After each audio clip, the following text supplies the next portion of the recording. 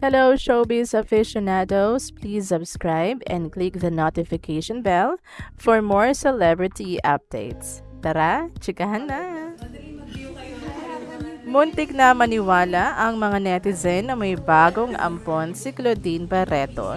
Ibinalandra kasi nito sa kanyang IG ang video na may kargang isang baby at ilang ulit sinabi ang katagang may new baby.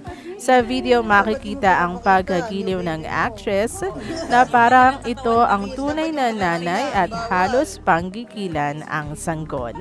Ikinagulat ito ng netizens at ang iba naman ay kumontra dahil sa paniniwalang posibleng magkasalosan ang kanyang mga anak sa bagong dagdag sa kanilang magkakapatid.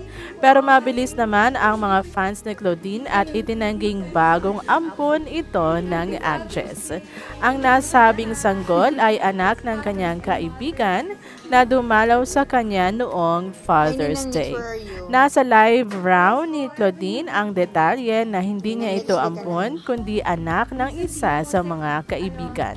Suspecha tuloy ng marami tila nasasabi umano na mag-ampon si Claudine at hindi na sila magtataka kung isa sa mga araw na ito ay may ipakikilala na itong bagong bata sa kanyang pamilya.